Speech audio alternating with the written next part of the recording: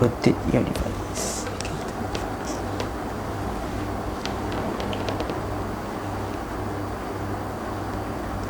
Bismillahirrahmanirrahim. Alhamdulillahirabbil alamin. Salatu wassalamu ala sayyidina Muhammad wa ala alihi wa sahbihi ajma'in. Subhanaka la ilma lana illa ma 'allamtana innaka antal alimul hakim. Rabbi shrah li sadri wa yassir li amri wahlul 'uqdatam min lisani yafqahu qawli. Rabbi yassir wa la tu'assir ya karim. Rabbi tammim bil khair. Allahumma salli ala sayyidina Muhammadin an-nur al-mudhhib bil isyani bi nurih wa ala alihi fi kulli lamhatin wa nafasin adada ma wasi'ahu 'ilmullah. Thumma amma ba'd. Assalamualaikum warahmatullahi taala wabarakatuh. Alhamdulillah, bersyukur kita kehadrat Allah Subhanahu wa taala kerana dipertemukan oleh Allah Subhanahu wa taala pada malam yang berbahagia ini bagi menyambung pembacaan kitab 40 hadis perihal zaman kini karangan As-Sayyid Abdul Aziz bin Siddiq Al-Ghumari rahimahullahu taala anhu arda. Tuan-tuan yang dirahmati Allah Subhanahu wa taala, sebelum kita bermula, sebentar ya, saya nak tulis sedikit.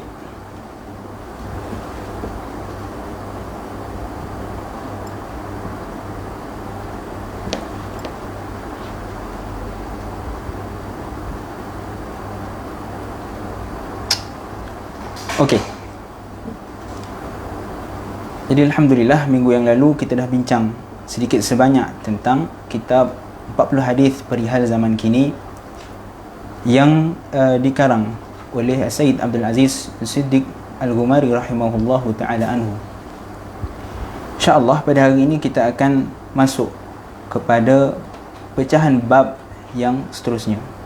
Tetapi sebelum tu, sebelum kita bermula, suka saya untuk kita mengingat kembali apa yang telah kita bincangkan pada minggu yang lalu. Kita pada minggu yang lalu dah bincang, dah sebut secara ringkas tentang biografi As-Sayyid Abdul Aziz bin Siddiq Al-Ghumari rahimahullahu taala anhu, dan kita juga telah masuk kepada muqaddimah perbincangan As-Sayyid Abdul Aziz di dalam kitab Al-Arba'in Al-Aziziyah ini, ataupun 40 hadis perihal zaman kini. Dan suka saya untuk ingatkan kepada tuan-tuan yang belum dapatkan buku, tuan-tuan boleh dapatkan buku ini di Pustaka Hikmah tingkat 3 Menara Mains, Jabatan Mufti Kerajaan Negeri Sembilan, tuan-tuan, ataupun tuan-tuan boleh dapatkan melalui online. Tuan-tuan boleh messenger ataupun message kepada Facebook Bahagian Falak dan minta untuk proses pembelian kitab 40 hadis perihal zaman kini. Baik, tuan-tuan yang dirahmati Allah Subhanahu wa taala, kita dah sebut pada sesi yang lalu tentang mukaddimah perbincangan As-Sayyid Abdul Aziz bin Siddiq Al-Ghumari dalam kitab 40 hadis perihal zaman kini. Beliau telah memulakan kitab tersebut dengan perbincangan yang cukup mendalam, cukup bermanfaat bagi mereka yang mencintai ilmu hadis. Dalam kitab ini, seperti kita sebut pada minggu yang lalu, adalah merupakan hadis berkenaan dengan keadaan zaman ini, apa yang Nabi SAW khabarkan kepada umat baginda tentang apa yang akan berlaku pada akhir zaman ataupun apa yang ada pada zaman kita ini, daripada peristiwa-peristiwa, sifat orang yang hidup pada zaman ini, apa yang akan muncul daripada sudut akhlak yang keji, terpesong daripada syariat Islam, jauh daripada hukum-hukum Islam, mengikuti jejak langkah Yahudi dan Nasrani. Semua perkara ini akan disebutkan dalam hadis-hadis yang kita akan baca di dalam kitab ini, insya-Allah. Dan kita juga dah sebut bahawa kitab hadis 40 ini adalah merupakan ringkasan daripada dua buah kitab karangan As-Sayyid Abdul Aziz bin Siddiq Al-Ghumari, iaitu yang pertama berjudul Uqudul Juman fima akhbara bihi an-nabi min ahwali hadha zaman, dan yang kedua adalah ringkasan kepada kitab Al-Majallah An-Nabawiyah fi hawadithil waqt. Daripada dua kitab ini maka diringkaskan kepada 41 hadis. Untuk apa? Untuk memudahkan bagi kita menghafal, memudahkan untuk kita mengambil manfaat daripada hadis-hadis yang telah dihimpunkan oleh beliau. Bahkan kita juga dah bincang, dah sebut berkenaan para ulama yang telah menghimpunkan hadis-hadis berkenaan akhir zaman, menunjukkan bahawa hadis-hadis akhir zaman merupakan hadis yang penting untuk kita fahami, untuk kita belajar, untuk kita baca, untuk kita dengar apa yang disebutkan oleh Nabi SAW. Antara ulama yang telah menghimpunkan hadis berkenaan akhir zaman ialah Nu'aim bin Hammad. guru kepada Al-Imam Al-Bukhari rahimahullahu ta'ala. Begitu juga Abu Syekh bin Hayyan dan Abu Amru Ad-Dani. Kemudian ada ulama yang lain yang mereka tidak menghimpunkan dalam sebuah kitab seperti mana yang dilakukan oleh Abu Amru Ad-Dani, Abu Syekh bin Hayyan dan Nu'aim bin Hamad. Mereka bertiga menghimpunkan hadis berkenaan akhir zaman dalam suatu kitab khas. Tetapi ada ulama yang lain, mereka menghimpunkan hadis-hadis berkenaan akhir zaman dalam suatu bab yang khusus, seperti mana yang dilakukan oleh Al-Imam Al-Bukhari rahimahullahu ta'ala dalam sahihnya. Begitu juga Al-Imam Muslim di dalam sahihnya, Al-Imam Abu Dawud di dalam sunannya, Al-Imam At-Tirmidzi di dalam jami'nya ataupun sunan At-Tirmidzi, Al-Imam An-Nasa'i, Ibnu Majah di dalam sunan mereka, begitu juga Ibnu Khuzaimah dalam sahihnya, Ibnu Hibban dan Al-Hakim di dalam Al-Mustadrak. Maka kesemua kitab-kitab hadis yang utama ini, kitab-kitab hadis yang kita sebutkan tadi adalah merupakan kitab hadis tunjang di dalam hadis-hadis Nabi SAW. Jadi kesemua kitab ini kita akan mendapati adanya satu bab khusus yang dihimpunkan oleh mereka berkenaan dengan peristiwa akhir zaman, menunjukkan bahawa peristiwa akhir zaman yang dikhabarkan oleh Nabi SAW adalah merupakan perkara yang penting, yang perlu kita fahami, yang perlu kita pelajari. Bahkan kata Sayyid Abdul Aziz bin Siddiq Al-Ghumari, boleh dikatakan setiap kitab hadis itu mesti ada satu bab yang khusus berkenaan dengan peristiwa akhir zaman. Dan kita juga dah bincang berkenaan dengan mengapa para ulama menghimpunkan hadis-hadis ini. Kenapa nak kena himpun hadis-hadis ini?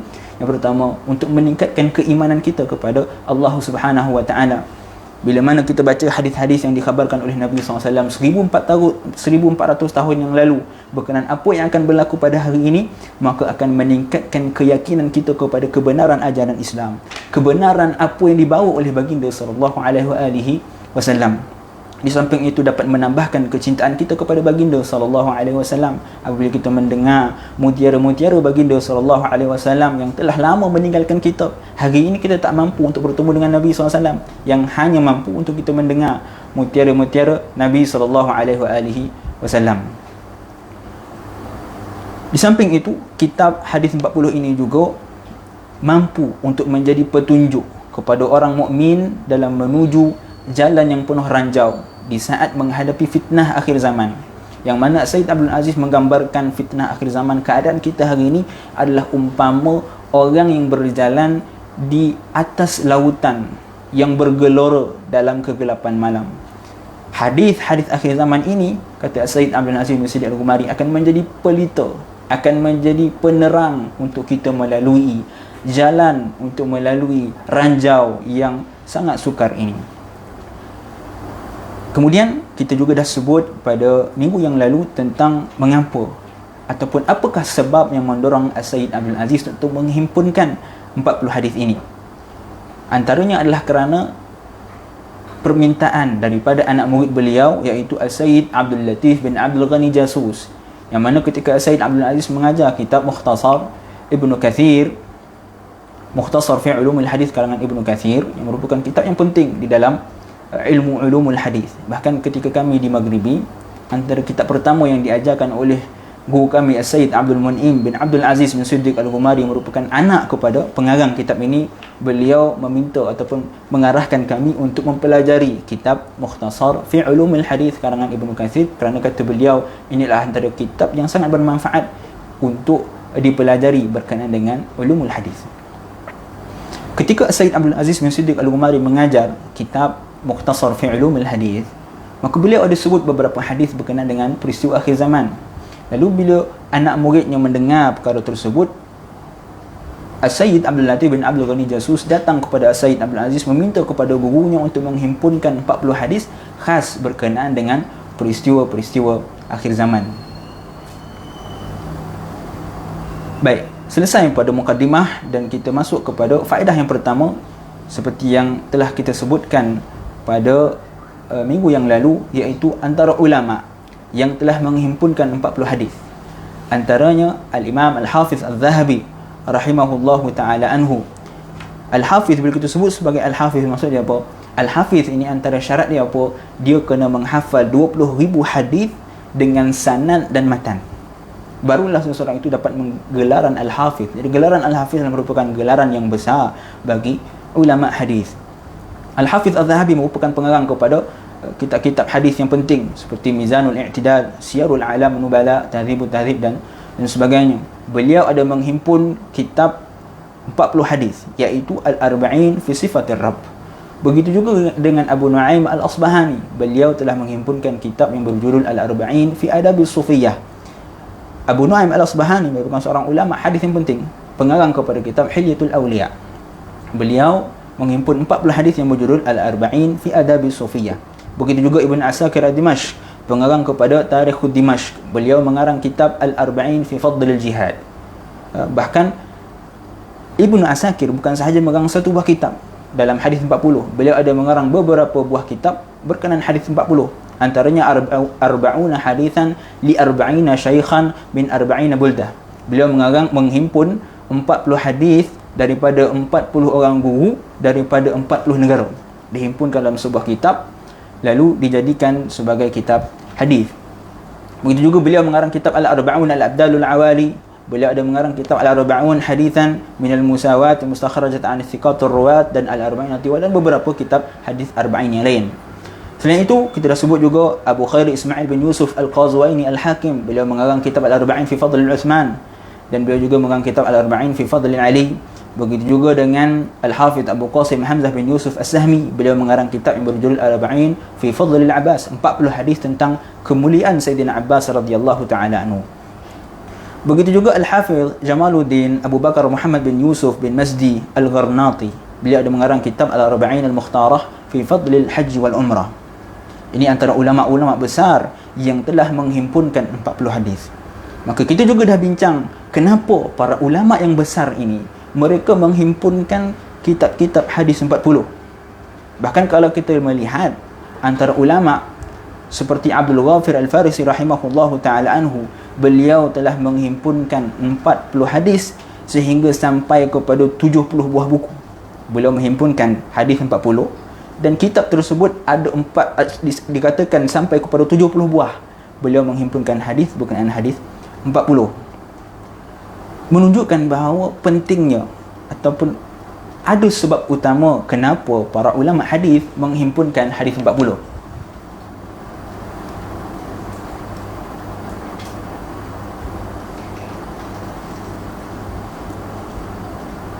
Nak tegakkan ke? Tak boleh. Tak apalah, biar je lah sini. Okey kan?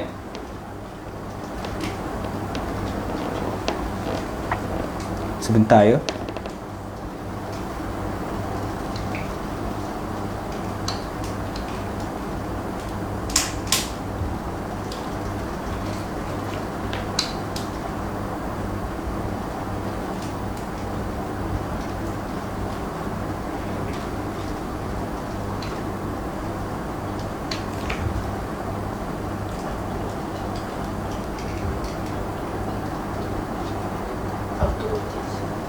Oh, auto rotate. Oh, sorry. Dah tutup dah. Oh, buat auto rotate. Okey. Okey, kita sambung balik ya. Maaf, kesilapan teknikal. Okey. Abdul Ghafir Al-Farisi rahimahullahu taala, beliau telah menghimpun 40 hadis yang cukup banyak sehingga disebutkan beliau ada menghimpunkan 70 buah hadis berkenaan dengan hadis-hadis 40. Begitu juga dengan Syekh Muhammad Yasin Al-Fadani rahimahullahu taala, beliau ada menghimpunkan kitab yang berjudul Al-Arba'una Hadithan min Arba'ina Kitaban min Arba'ina Syaikhan. Syekh Yasin Al-Fadani, musnid dunia, seorang ulama yang berasal daripada Padang, Indonesia kan. Beliau ada mengarang kitab hadis 40, tetapi beliau mengikut jejak langkah Ibnu Asakir, iaitu beliau menghimpunkan 40 hadis daripada 40 buah kitab hadis daripada 40 orang syaikh. Contoh dia apa? Beliau pada hadis yang pertama, beliau meriwayatkan hadis daripada Sahih Al-Bukhari daripada guru beliau Umar Hamdan Al-Mahrisi. Pada hadis yang kedua, beliau riwayatkan daripada Sahih Muslim daripada guru beliau Abdul Qadir Taufiq. Hadis yang ketiga pula daripada Sunan Abi Daud daripada guru beliau Ali bin Falih At-Tahiri. Dan sehinggalah 40 hadis daripada 40 buah kitab yang berbeza dan daripada 40 orang guru yang berbeza. Selain itu, kita ada juga kitab yang paling masyhur yang kita dah sebut pada minggu yang lalu, iaitu kitab Al-Arba'in An-Nawawiyah karangan Al-Imam An-Nawawi rahimahullahu taala anhu, yang nama asalnya adalah Al-Arba'in fi Mabani al-Islam wa Qawaid al-Ahkam. Itu nama asal kitab Al-Arba'in Nawawiyah, tetapi nama tersebut tidak dikenali. Yang biasa dikenali iaitu Al-Arba'in ataupun Al-Arba'un An-Nawawiyah, kitab 40 hadis Imam An-Nawawi rahimahullahu taala anhu. Kitab Al-Arba'in An-Nawawiyah ini adalah antara kitab yang merupakan kitab penting ataupun kitab yang paling masyhur daripada kalangan kitab-kitab hadis 40. Sehingga kata ulama, kitab hadis Al-Arba'in An-Nawawiyah ini adalah merupakan bukti keikhlasan Al-Imam An-Nawawi, kerana kitab tersebut diterima oleh sejumlah besar di kalangan umat Islam. Bahkan sehingga hari ini kitab hadis 40 masih dijadikan sebagai rujukan di dalam masjid-masjid di Malaysia, bahkan di dalam pengajian-pengajian di universiti, menunjukkan bahawa keikhlasan Al-Imam An-Nawawi rahimahullahu taala. Sebab itu kata ulama, al-iqbal alamatu ala al-ikhlas. Sebuah kitab yang diterima oleh masyarakat ramai, diterima oleh orang ramai, itu bukti menunjukkan bahawa orang yang mengarang kitab tersebut adalah ikhlas. Hari ini kita nak mendapatkan keikhlasan tersebut amat sukar. Kenapa? Kerana kita menghasilkan buku dibayar setiap perkataan. Akhirnya ditakuti perasaan ikhlas itu hilang. Sedangkan para ulama dahulu, mereka menghimpunkan kitab tanpa mengharapkan apa-apa balasan. Ikhlas semata-mata kerana Allah. Oleh kerana itu kitab mereka tersebar dan kekal sehingga kepada hari ini. Dan Al-Imam An-Nawawi rahimahullah ta'ala sebut juga dalam mukaddimah kitab Al-Arba'in An-Nawawiyah yang kita kena baca. Kadang-kadang orang dia tak minat nak baca mukaddimah ni, dia baca terus kepada hadis. Tetapi mukaddimah itulah antara benda yang paling penting. Sebab kaedah menyatakan al-hukm 'ala syai'in far'un 'an tasawwuri. Untuk kita menghukum, untuk kita mengetahui satu perkara, maka perlukan kepada gambaran umum. Jadi pada mukaddimah setiap kitab itu biasanya dia akan sebutkan gambaran umum tentang apa yang kita akan bincang di dalam kitab tersebut. Oleh itu penting untuk kita baca, untuk kita teliti mukaddimah. Dalam mukaddimah Al-Imam An-Nawawi rahimahullahu taala, beliau menyatakan bahawa hadis-hadis yang beliau himpunkan di dalam kitab tersebut adalah merupakan qaidatun azimatun min qawaididdin.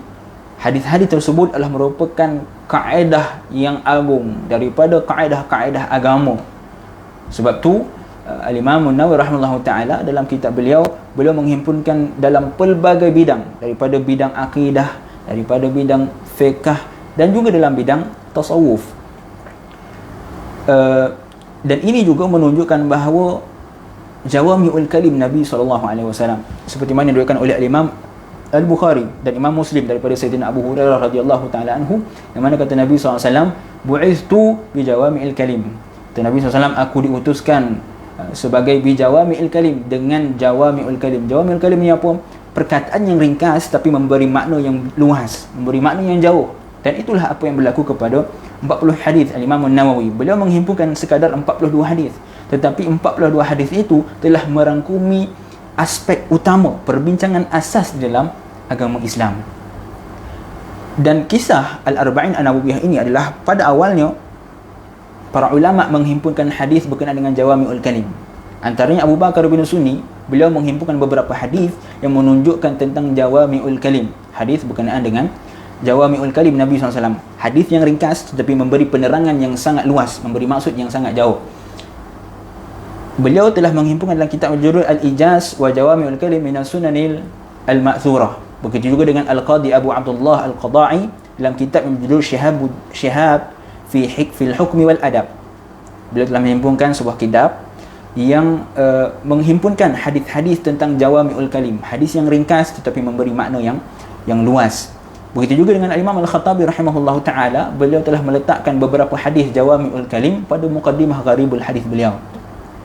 Dan seterusnya disambung oleh Abu Amr bin Salah, pengarang kepada Muqaddimat Ibn Salah, meninggal dunia pada tahun 643 Hijrah. Beliau telah menghimpunkan ataupun membacakan dalam satu majlis yang dikenali sebagai Al-Ahadithul Kulliyah. Dalam satu majlis, beliau menyampaikan, meriwayatkan 26 hadis berkenaan dengan hadis-hadis Jawami'ul Kalim Nabi SAW, yang menunjukkan bahawa hadis tersebut adalah Jawami'ul Kalim, hadis yang ringkas tapi memberi makna yang luas. Kemudian daripada 26 hadis ini, diambil oleh Imam Nawawi rahimahullahu taala anhu, dimasukkan di dalam kitab beliau dan ditambah dengan beberapa hadis sehingga menjadi 42 hadis.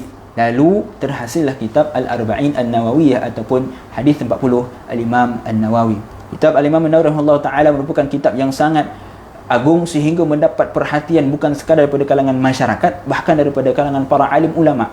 Kitab tersebut telah disyarahkan puluhan, bahkan mencecah kepada 100 lebih syarah kepada matan Al-Arba'in An-Nawawiyah. Dan kita dah sebut antara syarah yang paling utama dalam syarah An-Nawawiyah adalah syarah Al-Imam An-Nawawi sendiri. Beliau setelah menyelesaikan matan Al-Arba'in, kemudian beliau mensyarahkan lagi kitab matan tersebut. Dan setelah itu ada satu lagi syarah, iaitu syarah Ibnu Daqiq Al-Aid, yang beliau juga telah mensyarahkan kitab hadis Al-Arba'in An-Nawawiyah.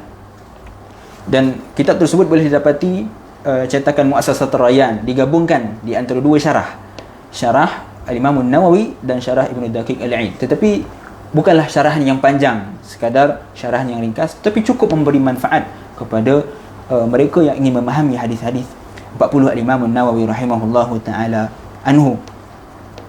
Dan dalam mukadimah Al-Imam An-Nawawi juga ada sebut antara sebab utama kenapa beliau menghimpunkan hadis 40. Sebab kita dah sebut pada minggu yang lalu, hadis berkenaan dengan penghimpunan hadis 40, iaitu sabda Nabi SAW, man hafidha ala ummati 40 hadithan kuntu lahu syafi'an, ataupun riwayat yang lain, ba'athahu Allahu yawmal qiyamah fi zumratil fuqaha wal ulama. Siapa yang menghafal 40 hadis daripada urusan agamanya, maka kelak dia akan dibangkitkan bersama dengan kalangan para ulama. Ataupun dalam riwayat yang lain, Nabi SAW akan menjadi pensyafaat kepadanya. Hadis tersebut adalah ittifaq ulama dhaif. Bahkan Imam Nawawi sebut di dalam muqaddimah An-Nawawi, Al-Arba'in An-Nawawi, beliau sebut apa? Hadis tersebut adalah sepakat ulama mengatakan ianya adalah dhaif. Tetapi mengapa Imam Nawawi menghimpunkan hadis 40? Yang pertama, kata beliau, adalah untuk beramal dengan sabda Nabi SAW daripada Abdullah bin Amr bin Al-As. Sabda Nabi SAW, liyuballigha syahidu minkumul ghaib. Hendaklah orang yang hadir dalam majlis menyampaikan hadis tersebut, apa yang Nabi sebut kepada mereka, kepada orang yang tak dapat hadir dalam majlis tersebut. Hadis ini diriwayatkan oleh Imam Al-Bukhari dan Imam Muslim. Dan Imam Al-Bukhari juga meriwayatkan daripada Abdullah bin Amr bin Al-As daripada Nabi SAW, yang mana Nabi bersabda, ballighu anni walau ayah, dan sampaikanlah daripadaku walaupun sepotong ayat. Maka daripada hadis-hadis inilah, kata Al-Imam Al-Bukhari rahimahullahu ta'ala, menjadi asbab kenapa beliau menghimpunkan 40 hadis, bukanlah semata-mata iktimad berpegang kepada hadis dhaif yang kita sebutkan sebelum ini. Dan kita akan bincang tentang hadis tersebut sebentar nanti. Dan dalam hadis yang lain diriwayatkan oleh daripada Abdullah bin Mas'ud radhiyallahu anhu, yang mana Nabi SAW bersabda, naddarallahu imra'an sami'a maqalati fawa'aha fa'addaha kama sami'aha. Dalam riwayat yang lain, naddarallahu imra'an sami'a minna hadithan fa'addahu 'anna kama sami'ahu farubba muballagu aw 'amina sami'. Sabda Nabi SAW, naddarallah, Allah akan memberikan cahaya, mencahayakan wajah imra'an, seseorang yang mana sami'a maqalati, dia mendengar apa yang aku sabdakan, yakni Nabi SAW, fawa'aha fa'adaha, dia mendengar dengan baik dan dia menyampaikan kama sami'aha, seperti mana dia mendengar hadis tersebut. Dalam riwayat yang lain, kata Nabi SAW, Allah akan mencahayakan wajah-wajah mereka yang sami'a minna hadithan, mendengar daripada kami hadis, yakni daripada Nabi SAW hadis, fa'addahu, dan dia menyampaikan hadis tersebut kepada orang, anna, daripada kami, kama sami'ahu, seperti mana yang dia dengar. Dia dengar daripada Nabi SAW bersabda, lalu dia sampaikan seperti mana yang dia dengar. Dan kata Nabi SAW, farubba muballag aw aminas sami'. Boleh jadi orang yang dengar hadis itu lebih alim, lebih beri perhatian daripada orang yang menyampaikan hadis. Dan ini apa yang berlaku kepada Muwatta' Imam Malik rahimahullahu ta'ala anhu, yang mana dalam kitab Muwatta' terdapat beberapa hadis yang disebutkan sebagai al-balaghat. Balaghat ni apa? Balaghat ni adalah hadis yang Al-Imam Malik sebut balaghani, disampaikan kepadaku. Al-balaghat ini adalah antara sirah yang dhaif, hadis dhaif, balaghat, kerana tak jelas siapa yang disampaikan kepadaku. Hanya Imam Malik sebut balaghani, disampaikan kepadaku. Jadi al-balaghat ini adalah antara hadis daif yang terdapat di dalam Muwatta. Tetapi al-balaghat ini, kitab-kitab ataupun hadis-hadis al-balaghat telah disambung oleh ulama seterusnya, iaitu Ibnu Abdul Barr rahimahullahu taala anhu. Beliau telah menyambungkan balaghat, hadis-hadis yang terputus. Al-Imam Al-Malik rahimahullahu taala kata, disampaikan kepadaku. Siapa yang sampaikan kepadaku tak tahu. Tapi Ibnu Abdul Barr datang, dia telah selesaikan balaghan ini. Siapa yang sampaikan kepada Imam Malik, lalu disebut sekian, dan sehinggalah tinggal 4 hadis yang tak dapat diselesaikan oleh Ibnu Abdul Barr. Selain daripada hadis tersebut telah diselesaikan oleh Ibnu Abdul Barr. Beliau telah sambung semua riwayat-riwayat Imam Malik yang Imam Malik sebut balaghani, disampaikan kepadaku. Tapi tinggal 4 hadis. Dan 4 hadis ini diselesaikan oleh ulama seterusnya, iaitu Ibnu Salah yang meninggal dunia pada tahun 643. Yang mana beliau telah selesaikan hampir ke semua hadis melainkan satu hadis yang tak mampu diselesaikan oleh Ibnu Salah, iaitu hadis inni la ansa au unsiya. Imam Malik meriwayatkan dalam Muwatta, balaghani kata Imam Malik satu hadis, inni la ansa au unsiya, aku tidak lupa atau dilupakan. Hadis ini adalah hadis yang balaghat yang tak mampu disambung oleh Ibnu Abdul Barr ataupun ulama setelahnya seperti Ibnu Salah, tetapi disambung oleh ulama seterusnya, iaitu As-Sayyid Ahmad bin Siddiq Al-Ghumari yang merupakan abang kandung kepada As-Sayyid Abdul Aziz bin Siddiq Al-Ghumari dalam kitab yang berjudul Al-Bayan wa Tafsil li wasli ma fil Muwatta min al-balaghati wal marasil. Ini menunjukkan bahawa boleh jadi orang yang datang seterusnya ataupun orang yang mendengar hadis itu lebih handal, lebih beri perhatian daripada orang yang menyampaikan hadis. Dan dalam hadis ini juga kita dapat melihat bagaimana Nabi SAW menggambarkan keistimewaan orang yang mendengar hadis dan menyampaikan hadis. Allah Subhanahu wa taala akan memberi cahaya kepada wajahnya. Berdasarkan bertepatan dengan firman Allah Subhanahu wa taala, ta'rifu fi wujuhihim nadratan na'im. Allah sebut dalam suratul Mutaffifin ayat 24, Allah kata ta'rifu fi wujuhihim nadratan na'im. Kita akan dapat lihat pada wajah-wajah mereka di dalam syurga nanti nadratan na'im, wajah-wajah yang cukup bercahaya dengan nikmat yang diberikan oleh Allah Subhanahu wa taala. Moga-moga dengan kita mendengar hadis Nabi SAW, kita diberikan cahaya oleh Allah Subhanahu wa taala sama ada di dunia maupun di akhirat kelak. Baik, untuk faedah yang kedua pula, kita dah bincang berkenaan dengan Imam Nawawi sebut antara ulama pertama yang menghimpunkan hadis 40, iaitu Abdullah ibn al-Mubarak.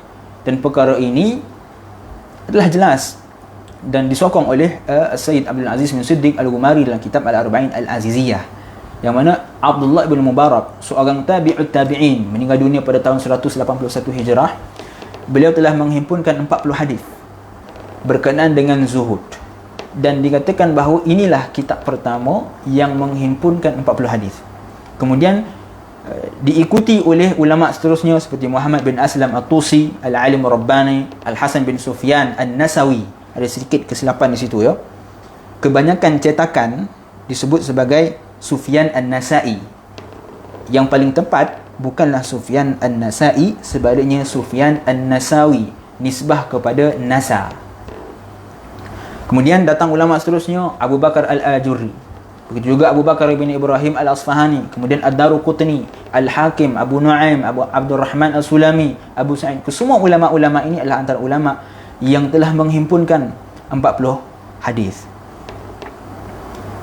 Dan kata Imam Nawawi juga dalam Muqaddimah Al-Arba'in, beliau sebut bahawa ada di kalangan ulama yang menghimpunkan dalam pelbagai aspek, antaranya dalam usuluddin, seperti mana kita sebut sebelum ni. Imam Adz-Dzahabi menghimpunkan hadis 40 hadis dalam Sifatul Rabb, sifat Allah Subhanahu wa taala. Imam Adz-Dzahabi himpunkan 40 hadis berkenaan dengan sifat-sifat Allah Subhanahu wa taala, iaitu kitab hadis khusus berkenaan dengan akidah. Ada ulama yang himpun berkenaan dengan furu', berkenaan dengan fiqh, seperti yang kita dah beri contoh sebelum ini, iaitu Abu Bakar bin Yusuf bin Masdi Al-Gharnati, yang mana beliau mengarang kitab Al-Arba'in fi Mukhtarah fi Fadlil Haji wa Ziyarah, 40 hadis berkenaan dengan haji dan ziarah. Kemudian ada juga ulama kata Imam Nawawi yang menghimpunkan berkenaan dengan jihad, seperti mana dilakukan oleh Ibnu Asakir di dalam Al-Arba'in fi Fadl Al-Jihad. Begitu juga dalam zuhud, iaitu seperti mana dilakukan oleh Abdullah bin Mubarak, dan dalam adab seperti mana dilakukan oleh Abu Nu'aim Al-Asbahani dalam kitab Al-Arba'in fi Adab As-Sufiyah. Dan kata Imam Nawawi, kesemua penghimpunan hadis 40 ni berdasarkan kepada niat yang baik.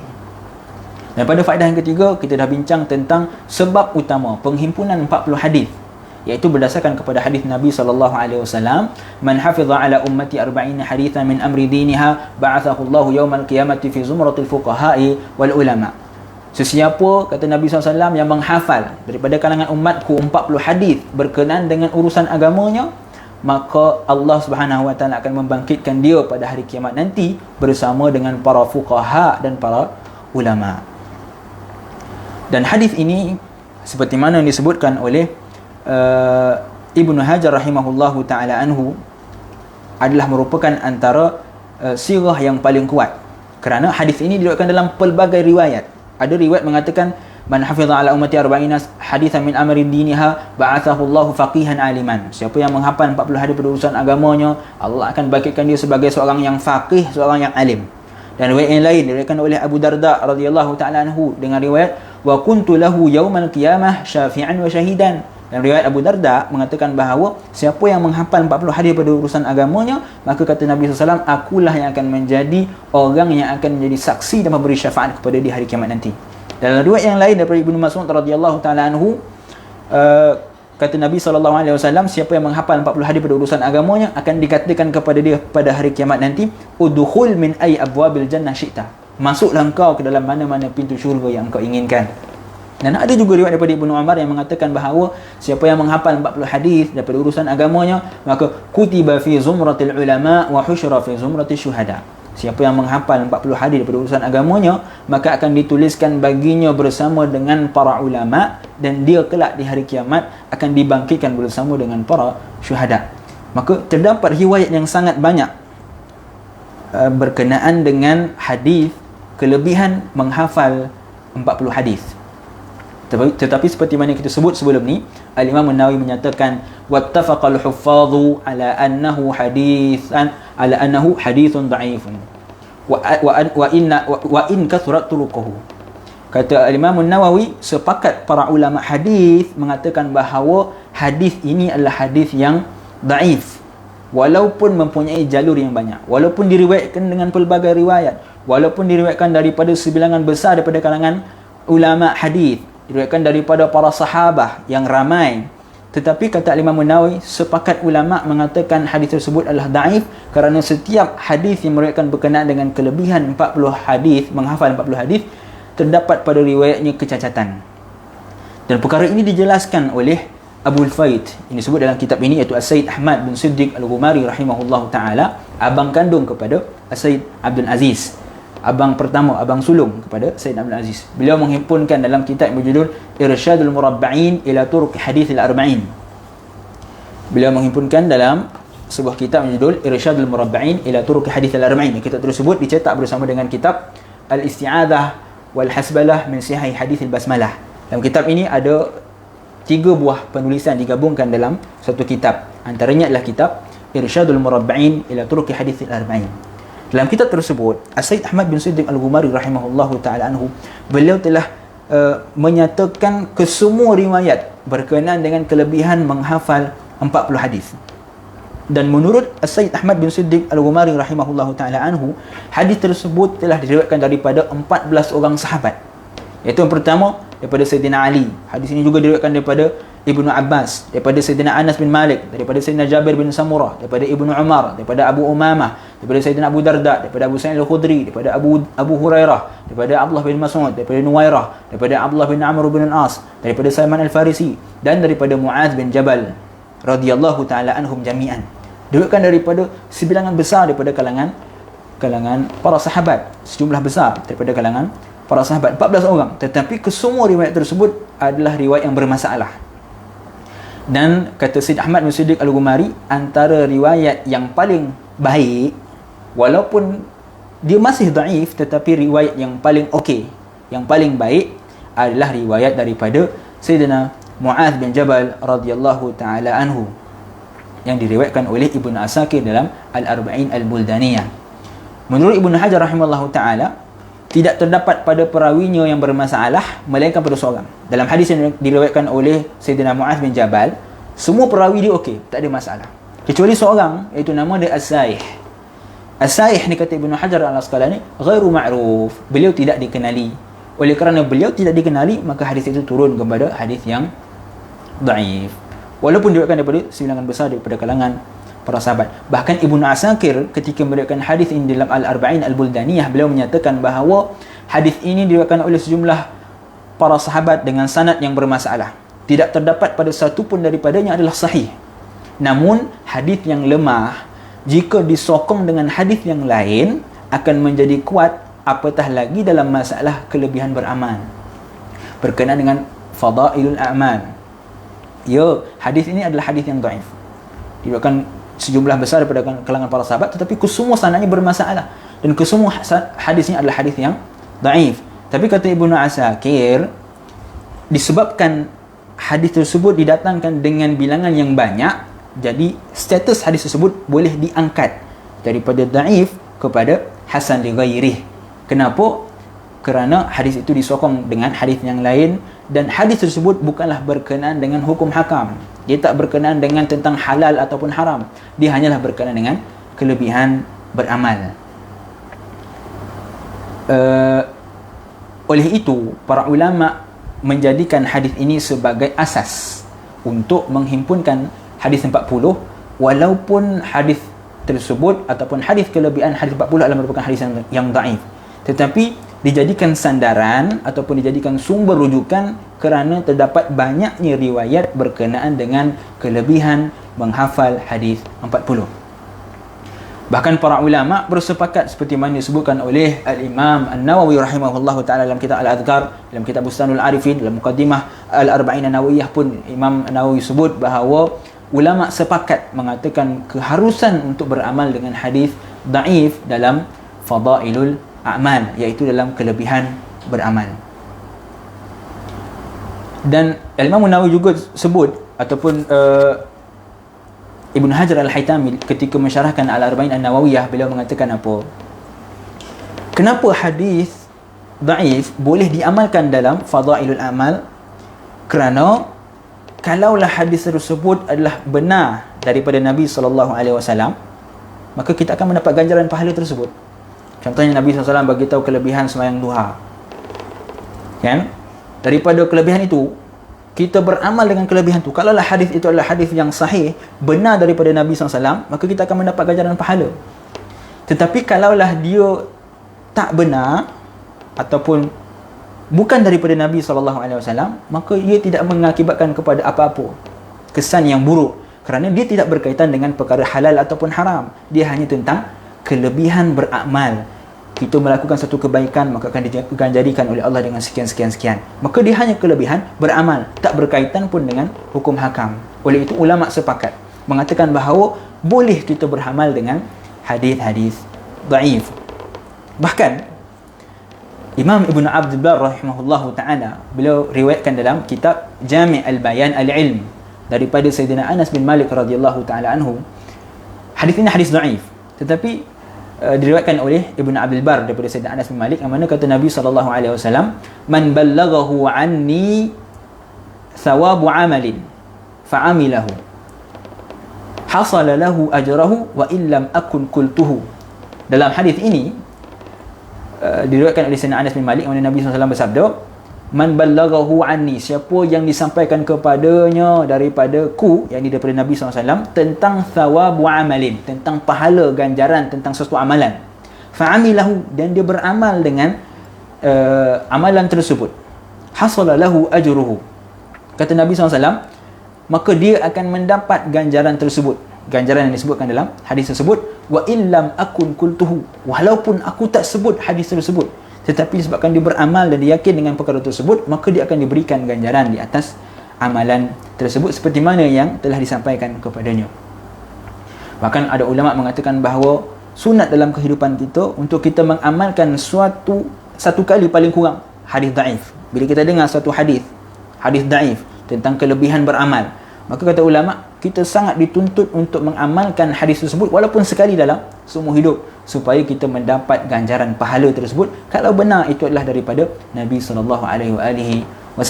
Dan para ulama menetapkan beberapa syarat di dalam beramal dengan hadis dhaif. Antaranya yang pertama, untuk kita beramal dengan hadis dhaif, hadis tersebut mestilah tidak terlalu dhaif. Kalau hadis tersebut terlalu dhaif, maka tidak boleh beramal dengannya. Yang kedua, hadis tersebut mestilah termasuk di dalam hadis Nabi yang umum. Hadis yang dhaif ini mestilah berdasarkan kepada hadis Nabi yang lain, yang sahih, yang umum. Bukanlah suatu hadis yang bercanggah dengan hadis yang lain. Yang ketiga, seseorang yang beramal dengan hadis dhaif, dia mestilah tidak beriktikad bahawa itu sememangnya daripada Nabi SAW. Kerana hadis itu adalah hadis yang dhaif, maka tak boleh dia meyakini, beriktikad bahawa itu memang benar daripada Nabi SAW. Cukup sekadar dengan dia beramal dan mengharapkan ganjaran daripada Allah Subhanahu wa taala. Syarat yang keempat, meriwayatkan hadis tersebut dengan sighatul tamrid. Kalau ada hadis dhaif dan kita nak riwayatkan hadis tersebut, maka antara syaratnya adalah kita kena riwayatkan hadis tersebut dengan sirah tamrid, sirah sakit. Maksudnya apa?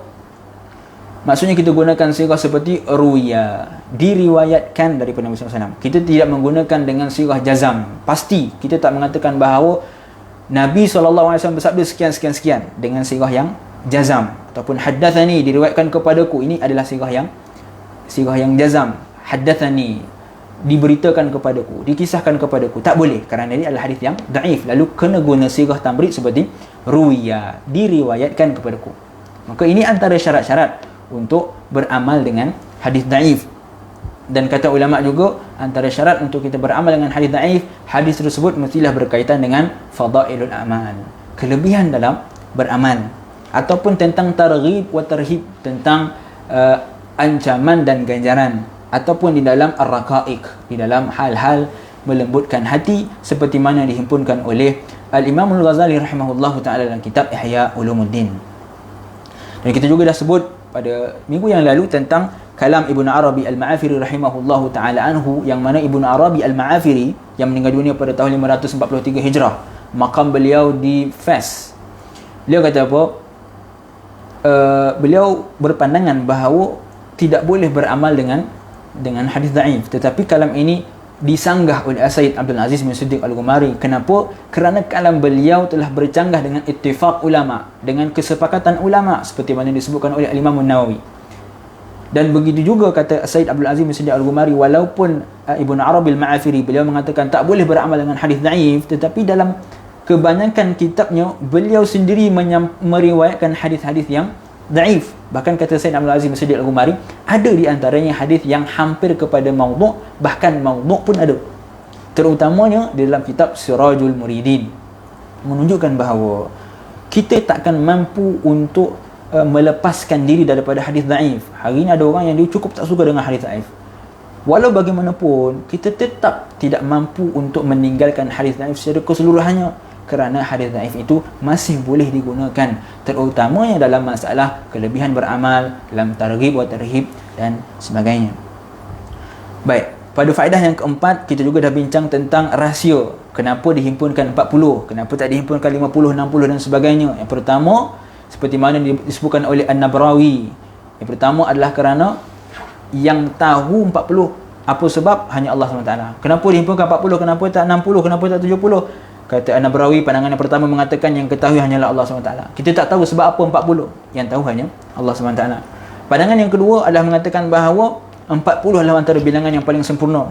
Seperti mana kita sebut sebelum ini, kenapa Sayyidina Musa, Nabi Musa radhiyallahu ta'ala anhu, beliau diperintahkan untuk menerima Taurat selama 40 hari, daripada 30 hari lalu disempurnakan kepada 40 hari. Dan pendapat yang ketiga adalah, kata An-Nabrawi, 40 hadis tersebut bukanlah dihafal, tetapi 40 hadis tersebut adalah hadis yang diamalkan, diaplikasikan dalam kehidupan. Maka orang yang mengaplikasikan 40 hadis dalam urusan agamanya, dalam kehidupan dia, maka orang inilah yang akan dimangkitkan bersama dengan para ulama, para fuqaha. Tetapi menurut Sayyid Abdul Aziz, seperti kita sebut sebelum ini, beliau mentarjihkan pandangan yang mengatakan bahawa bilangan 40 itu tidak membawa kepada apa-apa makna. Kenapa? Kerana bilangan yang sedikit tidak menafikan bilangan yang banyak. Bila kita kata 40 hadis, adakah orang yang menghimpunkan 50 hadis dia tak dapat ganjaran yang disebutkan oleh Nabi SAW? Adakah para ulama yang menghimpunkan ratusan hadis tersebut tidak termasuk dalam hadis yang disebutkan oleh Nabi SAW? Sudah pasti ia termasuk di dalam hadis Nabi tadi. Lalu hadis tersebut yang menunjukkan tentang kelebihan beramal dengan hadis 40 hanyalah sekadar untuk memberi gesaan kepada kita untuk menghafal hadis Nabi SAW ataupun menghimpunkan hadis-hadis Nabi SAW. Dan kita juga dah sebut tentang para ulama tarikat, ahli tarikat ataupun ulama tasawuf, mereka menganggap bilangan 40 ni mempunyai suatu kelebihan yang berbeza daripada bilangan yang lain. Baik, kita masuk kepada faedah yang kelima, yang kita juga dah bincang pada minggu yang lalu tentang Sayyid Abdul Aziz bin Siddiq Al-Ghumari radhiyallahu rahimahullahu taala anhu. Beliau menjelaskan tentang syarat untuk berinteraksi dengan hadis-hadis akhir zaman, iaitu yang pertama, tak boleh menafsirkan hadis-hadis akhir zaman sewenang-wenangnya. Agak teragak kita kan, macam kono dengan kehidupan kita, lalu kita kiaskan dengan kehidupan kita. Kata Sayyid Abdul Aziz, perkara itu sepatutnya dijauhkan. Kalau ada hadis berkenaan dengan akhir zaman yang kita tak faham makna dia, kita tak nampak jelas tentang hakikat sebenar dia, maka serahkan hadis tersebut kepada orang yang akan datang. Kerana hadis tersebut tidak diketahui maksud sebenarnya, melainkan bila peristiwa itu telah berlaku. Contoh tentang Dajjal kan, hadis-hadis tentang Dajjal sangat banyak. Jadi ada orang bila dia baca hadis tentang Dajjal, lalu dia kata Dajjal ni sebenarnya handphone kita ni, sebab apa? Dia ada mata satu kan. Itu kan sama macam hadis Nabi. Itu menunjukkan apa? Menyamakan, memahami hadis luar daripada konteks yang dimaksudkan oleh Nabi SAW. Sebab itu tak boleh kita memahami hadis dengan sewenang-wenangnya tanpa berasaskan kepada landasan yang betul. Oleh itu, kalau kita tak faham satu hadis yang Nabi gambarkan tentang peristiwa akhir zaman, maka serahkan hadis tersebut kepada orang yang akan datang bila peristiwa itu berlaku. Seperti yang kita bagi contoh sebelum ni, hadis-hadis akhir zaman adalah seumpama dengan cerita dongeng, kisah dongeng yang kita tak tahu hakikat sebenar dia, sehinggalah kisah tersebut dipertontonkan, dilakonkan di atas pentas. Bila dah lakon ke atas pentas, barulah kita faham, oh maksud dia macam ni sebenarnya, ingatkan macam mana bila kita dah nampak peristiwa tersebut. Oleh itu kata Sayyid Abdul Aziz, serahkan kepada orang yang akan datang bila peristiwa itu telah berlaku. Kemudian kepada faedah yang keenam, kita akan masuk pada hari ini insya-Allah. Tinggal beberapa minit lagi ya. Insya-Allah kita cuba habiskan faedah keenam, iaitu kata pengarang, bismillahirrahmanirrahim, qala al-muallif wa nafa'ana bihi wa bi 'ulumihi fid dharain amin. Terdapat banyak riwayat. Kalau tuan-tuan yang ada buku, tuan-tuan boleh buka muka surat 22. Faedah yang keenam, kata Sayyid Abdul Aziz bin Siddiq Al-Ghumari, terdapat banyak riwayat hadis yang hampir kepada martabat mutawatir, walaupun belum sampai kepada mutawatir. Dia tak sampai kepada martabat mutawatir. Mutawatir ni apa? Mutawatir ini adalah hadis yang diriwayatkan daripada satu generasi kepada generasi, daripada Nabi SAW kepada para sahabat, kepada tabi'in, kepada tabi'in, sehinggalah kepada kita. Dan bilangan setiap perawi tersebut adalah bilangan yang sangat ramai, sehingga bilangan tersebut mustahil mereka berpakat untuk menipu. Maka itu namanya hadis mutawatir. Hadis mutawatir adalah antara hadis yang paling payah untuk kita dapat. Bahkan ada sebagian ulama kata hadis mutawatir itu hanya satu, iaitu hadis Nabi SAW, man kadzdzaba alayya muta'ammidan falyatabawwa maq'adahu minan nar. Sebagian ulama mengatakan bahawa itu hanya satu hadis tentang mutawatir, walaupun ada sebagian ulama lain tak bersetuju, mengatakan ada hadis lain yang hadis mutawatir. Baik, kemudian kata Sayyid Abdul Aziz bin Siddiq Al-Ghumari, terdapat banyak sekali riwayat yang menunjukkan bahawa Nabi SAW diperlihatkan oleh Allah Subhanahu Wa Taala tentang apa yang akan berlaku, yang telah berlaku dan apa yang akan berlaku. Sesungguhnya Allah menunjukkan kepada baginda keadaan dunia, maka Nabi SAW melihat dunia ini dan apa yang ada di dalamnya. Maksud apa yang ada dalam ni apa? Maksudnya apa yang akan berlaku daripada awal penciptaan sehinggalah hari kiamat. Nabi telah melihatnya, sehingga disebutkan dalam hadis, seumpama baginda melihat tapak tangan baginda sendiri, sambil baginda SAW mengisyaratkan tapak tangan baginda. Nabi kata dalam hadis, aku melihat apa yang telah berlaku dan apa akan berlaku seperti mana aku melihat tapak tanganku sendiri.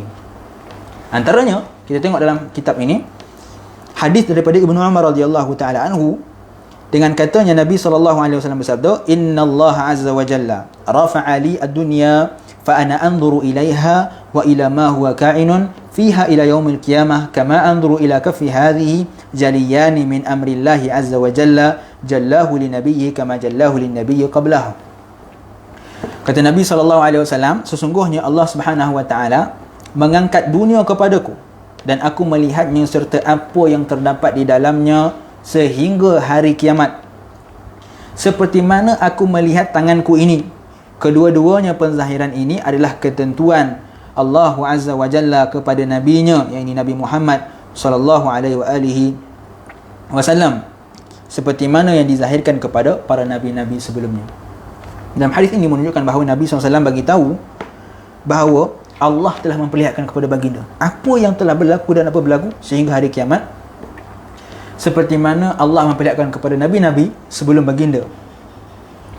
Walaupun hadis ini adalah hadis yang daif, diriwayatkan oleh Al-Imam At-Tabarani dan Abu Nuaim, yang juga daripada Imam At-Tabarani di dalam kitab Al-Hilyah. Ya, hadis ini adalah hadis yang daif, tetapi lemahnya sanad ini, daifnya sanad ini tidak memudaratkan. Kenapa? Kerana ada banyak riwayat yang lain, hadis-hadis yang lain yang bermartabat sahih, yang menunjukkan bahawa Nabi memang telah melihat apa yang telah berlaku dan apa yang akan berlaku sehingga hari kiamat, seperti akan kita lihat nanti. Jadi dalam masalah ini, walaupun hadis ini dhaif, jadi dia tak memberi apa-apa kesan, kerana ada hadis lain yang sahih yang telah menyokong hadis yang lemah ini. Antaranya kita tengok muka surat 24 di dalam Sahih Muslim. Daripada Sayyidina Hudzaifah radhiyallahu taala anhu, beliau berkata, laqad haddatsani Rasulullah sallallahu alaihi wasallam ma yakunu hatta taquma sa'ah. Kata Sayyidina Hudzaifah radhiyallahu taala anhu, sesungguhnya Rasulullah sallallahu alaihi wasallam telah menceritakan kepadaku apa yang akan terjadi sehingga berlakunya kiamat. Nabi SAW telah menceritakan, telah bagi tahu kepada Sayyidina Hudzaifah tentang apa yang akan berlaku sehingga hari kiamat. Ini diriwayatkan oleh Al-Imam Muslim di dalam sahihnya, hadis yang sahih. Hadis yang kedua di dalam Sahih Al-Bukhari dan Sahih Muslim, diriwayatkan juga daripada Sayyidina Hudzaifah radhiyallahu taala anhu, yang juga daripada Sayyidina Hudzaifah radhiyallahu taala anhu. Beliau mengatakan, qama fina Rasulullah sallallahu alaihi wasallam maqaman ma taraka fihi syai'an ila qiyamis sa'ati illa dzakarahu hafizahu man hafizahu wa nasiyahu man nasiyahu wa innahu la yakuna minhu syai'u qad kuntu nasituhu fa arahu fa adhkurahu kama yadhkuru ar-rajulu wajha ar-rajuli idza ghaba anhu thumma idza ra'ahu arafahu. Kata Sayyidina Hudzaifah bin Yaman radhiyallahu taala anhu, beliau mengatakan bahawa suatu hari Nabi SAW berdiri di hadapan kami. Dalam riwayat yang lain, Nabi berdiri memberi khutbah. Dan pada ketika itu, baginda SAW telah menyatakan semua perkara yang akan berlaku sehingga hari kiamat tanpa meninggalkan satu pun daripadanya. Mengingatinya siapa yang mengingatinya dan melupainya siapa yang melupainya. Maksudnya apa? Orang yang ingat, ingatlah. Sebab Nabi SAW sebut sangat panjang. Nanti kita akan tengok Nabi SAW sebut daripada pagi sampai petang tentang peristiwa-peristiwa yang akan berlaku. Sangat banyak. Sehingga kata Sayyidina Hudzaifah, orang yang ingat-ingat, orang yang lupa-lupa, sebab perkara itu terlalu banyak disebutkan oleh Nabi SAW. Apabila antara perkara tersebut berlaku dan saya melihatnya, kata Sayyidina Hudzaifah, sebab apa yang Nabi bagi itu terlalu banyak sehingga sukar untuk diingat. Tetapi bila apa yang dikhabarkan oleh Nabi itu berlaku, maka kata Sayyidina Hudzaifah, saya kembali mengingatinya setelah saya sendiri terlupa berkenaannya. Bila perkara tersebut berlaku, baru dia ingat, Nabi SAW dah pernah bagi tahu tentang perkara ini. Kata Sayyidina Hudzaifah, aku mengingatinya seperti mana aku melihat wajah seseorang yang telah lama aku tinggalkan, lama tak jumpa. Tiba-tiba bila jumpa baru aku teringat, kau Kasim kan, contoh kan. Dah lama tak jumpa, dah lupa, tapi bila nampak orang tersebut baru teringat, oh, ini orang tersebut. Maka seumpama itulah Sayyidina Hudzaifah kata, hadis yang Nabi SAW bagi tahu apa yang akan berlaku sehinggalah hari kiamat, aku dah terlupa banyaknya. Tapi bila aku nampak perkara tersebut berlaku, aku ingat, ini Nabi telah bagi tahu tentangnya. Dalam riwayat yang lain diriwayatkan oleh Al-Imam Muslim dalam sahihnya daripada Sayyidina Abu Zaid radhiyallahu taala anhu, beliau berkata, "Shalla bina Rasulullah SAW al-fajr." Nabi SAW semayang bersama dengan kami solat subuh. Thumma sa'ida al-minbar, kemudian Nabi menaik minbar. Fa khatabana hatta hadarat adh-dhuhur. Nabi memberi khutbah, membaca khutbah sehingga zuhur, daripada subuh sehingga kepada zuhur. Thumma nazala, kemudian Nabi turun daripada minbar, fa shalla, Nabi semayang zuhur. Thumma sa'ida al-minbar, kemudian Nabi naik kembali minbar, fa khatabana, dan bagi khutbah lagi sekali, hatta gharabat syams, sehinggalah terbenamnya matahari. Fa akhbarana bima kana wa ma huwa kainun ila yaumil qiyamah fa ahfadna a'lamuna. Kata Abu Zaid radhiyallahu taala anhu, fa akhbarana, dalam khutbah tersebut daripada pagi sampai petang, daripada subuh sampailah terbenamnya matahari, Nabi SAW telah memberitahu kepada kami apa yang ada, apa yang berlaku, sehinggalah berlakunya hari kiamat. Fa ahfazuna a'lamuna, orang yang paling kuat ingatan dia, orang yang paling kuat hafalan dia adalah orang yang paling tahu tentang perkara ini. Sebab Nabi bagi tu perkara yang cukup banyak. Daripada subuh, bayangkanlah kan, daripada subuh sampai petang Nabi bercakap tanpa henti. Terlalu banyak perkara. Lalu kata sahabat, orang yang paling kuat hafalan dia adalah orang yang paling banyak ingat. Maknanya dia masih belum mampu untuk ingat semua perkara kerana terlalu banyak. Tapi orang yang paling kuat hafalan, dialah yang paling banyak ingat apa yang dikhabarkan oleh Nabi SAW. Dalam Musnad Imam Ahmad dan Musnad Tabarani dan Tabaqat Ibnu Sa'ad daripada Sayyidina Abu Dzar radhiyallahu taala anhu, beliau berkata, laqad tarakana Rasulullah SAW wa ma yuqallibu ta'irun janahaihi fis sama' illa dzakara lana minhu ilma. Kata Sayyidina Abu Dzar radhiyallahu taala anhu, Nabi SAW telah meninggalkan kami. Nabi SAW telah wafat. Wa ma yuqallibu ta'irun janahaihi, kata Sayyidina Abu Dzar, tidaklah burung itu dia mengibarkan sayapnya di langit illa dzakara lana minhu ilman, melainkan Nabi dah bagi tahu tentang perkara tersebut. Menunjukkan bahawa Nabi SAW dah bagi tahu sekecil-kecil perkara apa yang telah berlaku dan apa yang akan berlaku. Hatta burung dekat langit pun yang kibaskan sayapnya pun Nabi dah bagi tahu. Menunjukkan sedetail-detail perkara Nabi telah bagi tahu kepada para sahabat. Di dalam Sahih Al-Bukhari diriwayatkan sebuah hadis yang muallaq. Hadis muallaq ni apa? Hadis muallaq adalah hadis yang diriwayatkan oleh Imam Al-Bukhari dalam sahihnya tanpa disebutkan sanad. Jadi namanya hadis muallaq, hadis yang digantung tanpa dengan sanad. Daripada Sayyidina Umar radhiyallahu taala anhu, beliau berkata, qama fina an-nabiy sallallahu alaihi wasallam maqaman fa akhbarana an bada'il khalqi hatta dakhala ahlul jannati manazilahum wa ahlun nari manazilahum, hafiza dhalika man hafizahu wa nasiyahu man nasiyahu. Kata Sayyidina Umar radhiyallahu taala anhu, Nabi SAW bangun di hadapan kami dan Nabi mengkhabarkan, memberitahu kepada kami tentang bada'il khalqi, tentang mula penciptaan manusia, hatta dakhala ahlul jannati manazilahum, sehinggalah manusia itu masuk ke dalam syurga dan orang yang sepatut masuk dalam neraka masuk dalam neraka. Hafiza dzalika man hafizahu wa nasiyahu man nasiyahu.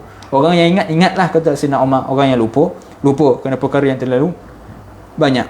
Berkata Al-Hafidh dalam Al-Fath, yakni Al-Hafidh Ibnu Hajar Al-Asqalani di dalam kitab Fathul Bari, riwayat hadis ini telah disambung oleh At-Tabarani dan Abu Nu'aim. Kan kita sebut tadi hadis ini adalah hadis yang muallaq. Muallaq ni apa? Hadis yang tak disebutkan sanad. Imam Bukhari diriwayatkan hadis tapi tak sebutkan sanad. Dalam Sahih Bukhari, kalau ada hadis yang diriwayatkan tanpa dengan sanad, maka dia ada dua kemungkinan. Kalau hadis itu diriwayatkan dengan sirah jazam, sirah yang pasti, maka kemungkinan besar hadis itu adalah hadis sahih.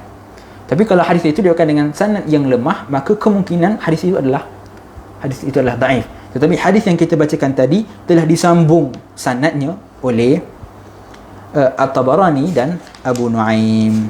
Baik. Di dalam Sunan At-Tirmidzi pada kitab Al-Fitan, bab ma akhbara bihi Nabi ashabahu bima huwa kainun ila yaumil qiyamah. Dalam Sunan Tirmidzi ataupun Jami' Tirmidzi, Al-Imam At-Tirmidzi meriwayatkan satu hadis daripada Sayyidina Abu Sa'id Al-Khudri radhiyallahu taala anhu, beliau berkata, "Shalla bina Rasulullah sallallahu alaihi wasallam yauman salatul asri." Nabi SAW satu hari sembahyang dengan kami salat asar. Thumma qama khatiban, kemudian Nabi bangun bagi khutbah kepada kami. Falam yada' syai'an, Nabi tak tinggal satu perkara pun yakunu ila qiyamis sa'ah, apa yang akan berlaku sehinggalah akan berlakunya kiamat. Illa akhbarana bihi hafizahu man hafizahu wa nasiyahu man nasiyahu. Nabi tak tinggalkan satu perkara pun, kata Sayyidina Abu Sa'id Al-Khudri, tentang apa yang akan berlaku sehingga hari kiamat, mereka Nabi akan bagi tahu kepada kami, menunjukkan bahawa Nabi SAW tahu tentang perkara gaib. Imam Ahmad juga meriwayatkan hadis ini secara ringkas dan panjang lebar. Berkata Imam Tirmidzi, dan dalam bab ini terdapat satu riwayat daripada Al-Mughirah bin Syu'bah, Abu Zaid bin Akhtab, Hudzaifah dan Abu Maryam. Mereka menyatakan bahawa anna Nabi SAW haddathahum bima huwa kainun ila an taquma sa'ah. Sayyidina Al-Mughirah bin Syu'ab, Abu Zaid bin Akhtab, Hudzaifah bin Abu Maryam, mereka mengatakan apa? Sesungguhnya Nabi SAW telah menceritakan kepada mereka apa yang akan berlaku sehinggalah hari kiamat. Berkata Imam At-Tirmidzi, hadis ini, hadis Abu Sa'id adalah merupakan hadis yang hasan. Dinyatakan dalam kitab Sahihain, yakni Sahih Al-Bukhari dan Sahih Muslim, daripada Sayyidatina Asma binti Abu Bakar radhiyallahu taala anha. radhiyallahu taala anhuma. Beliau berkata, kasafatis syamsu. Suatu ketika telah berlakunya gerhana matahari. Fasallan Nabi SAW thumma habinahu Allah Ta'ala. Nabi SAW salat 2 rakaat, kemudian memuji Allah Subhanahu Wa Ta'ala. Thumma qala ma min syai'in lam akun urituhu illa ra'aituhu fi maqami hadha hatta al-jannata wan nar. Kata Nabi SAW, bila berlakunya gerhana matahari, Nabi bagi khutbah, Nabi mengatakan bila Nabi dah gerhana matahari, Nabi salat 2 rakaat, Nabi bagi khutbah, Nabi kata, tak adalah suatu perkara pun yang akan berlaku melainkan telah diperlihatkan oleh Allah kepada aku di tempat aku berdiri ini, sehinggalah syurga dan neraka. Semua perkara itu, kata Nabi SAW, telah dikhabarkan kepada baginda SAW. Di dalam Musnad Imam Ahmad, diriwayatkan daripada Sayyidina Samurah bin Jundab radhiyallahu ta'ala anhu, beliau berkata, kasafati syamsu fasalla Nabi SAW thumma qala inni wallah laqad ra'aitu mundu qumtu usalli ma antum lakuna min amri dunyakum wa akhiratikum. Kata Nabi SAW dalam hadis yang diriwayatkan oleh Sayyidina Samurah bin Jundab radhiyallahu ta'ala anhu, telah berlakunya gerhana matahari, maka Nabi SAW menunaikan salat, kemudian baginda bersabda, demi Allah, sesungguhnya aku telah melihat semenjak aku mula menunaikan salat, daripada Nabi mula salat rakaat yang pertama sehinggalah akhir, Nabi kata, aku telah melihat apa yang akan kalian tempuhi dalam urusan dunia ataupun akhirat. Menunjukkan bahawa Nabi SAW bagi tahu, Nabi telah diperlihatkan oleh Allah Subhanahu Wa Taala apa yang akan ditempuhi oleh para sahabat. Yang nanti kita akan tengok contoh pengkhabaran Nabi kepada para sahabat tentang di mana mereka akan wafat, sahabat ni akan lahirkan anak lelaki ke perempuan, berapa umur sahabat ni, itu akan kita tengok pada muka surat yang akan datang. Dalam kitab ini juga pada halaman yang 30, Sayyid Abdul Aziz bin Siddiq Al-Ghumari meriwayatkan daripada Imam Syaukani dalam kitabnya Fathul Qadir berkenaan apa yang disebutkan oleh Imam Syaukani tentang Nabi SAW mengetahui tentang perkara gaib. Kenapa? Kerana kata Syaukani telah terbukti berdasarkan dalil Al-Quran bahawasanya Allah Subhanahu Wa Taala menzahirkan kepada mereka yang terpilih dari kalangan Rasulnya berkaitan apa yang Allah kehendaki daripada perkara-perkara gaib. Nanti kita akan tengok ayat Allah Subhanahu Wa Taala, Allah bagi tahu Allah akan memperlihatkan perkara gaib kepada di kalangan Rasul yang terpilih.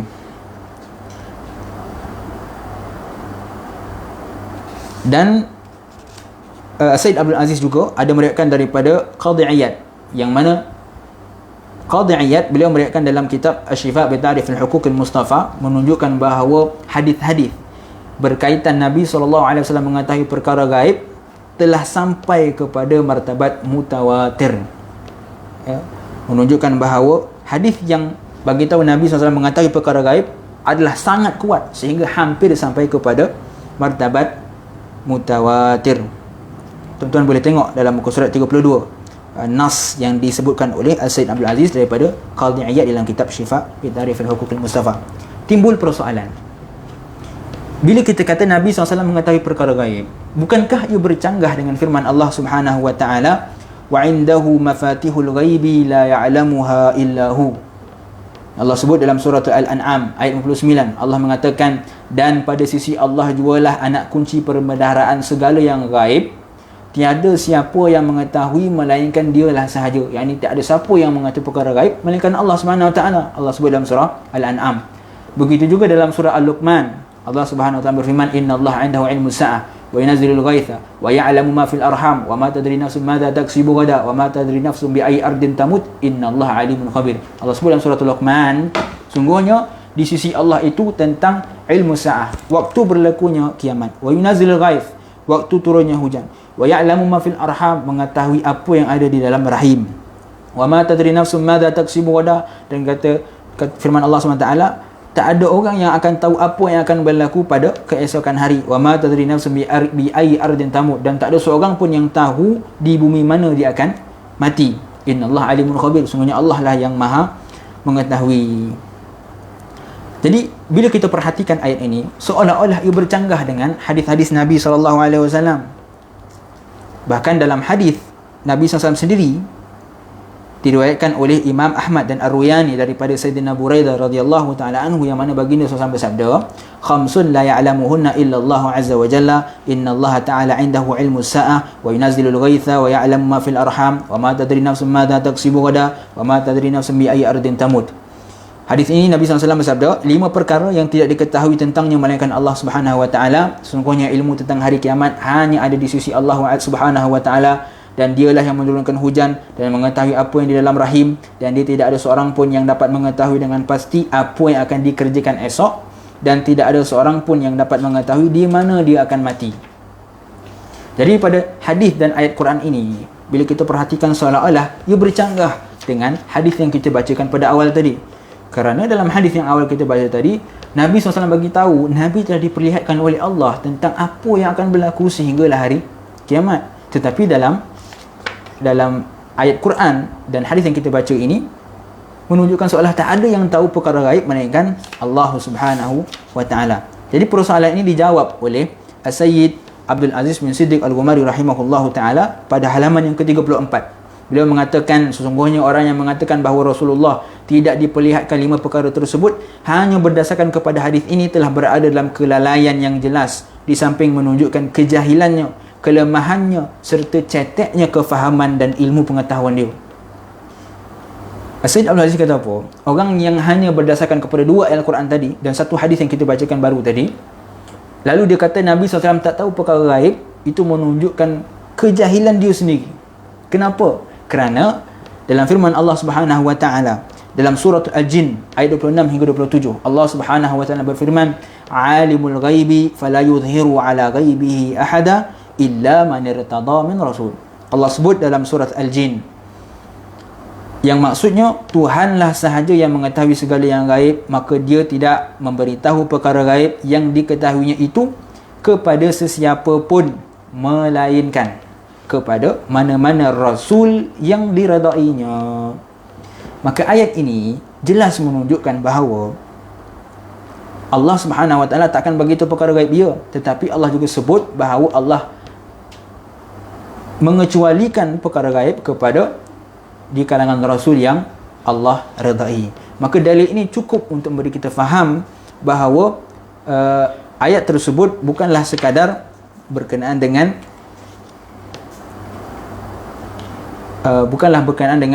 Nabi SAW tak tahu perkara gaib, tetapi sebaliknya Nabi SAW tahu kerana Nabi termasuk daripada Rasul-Rasul yang terpilih yang dikhabarkan oleh Allah tentang perkara-perkara gaib. InsyaAllah kita sambung lagi pada minggu akan datang tentang contoh-contoh yang mana Nabi SAW beritahu kepada para sahabat di bumi mana mereka akan meninggal, bila mereka akan meninggal dan sebagainya. Wallahu alam, saya mohon maaf jika ada terkasar bahasa, tersalah bicara. Yang baik itu datang daripada Allah Subhanahu wa taala, kurang dan lemah itu datang daripada diri saya sendiri. Hakikatnya keduanya datang daripada Allah Subhanahu wa taala. Kita tangguh majlis kita dengan tasbih kafarah dan suratul Asr. Subhanakallahumma bihamdika asyhadu an la ilaha illa anta astaghfiruka wa atubu ilaik. Bismillahirrahmanirrahim. Wal 'asri innal insana lafi khusri illa alladziina amanu wa 'amilus solihati wa tawassaw bil haqq wa tawassaw bis sabr. Assalamualaikum warahmatullahi wabarakatuh.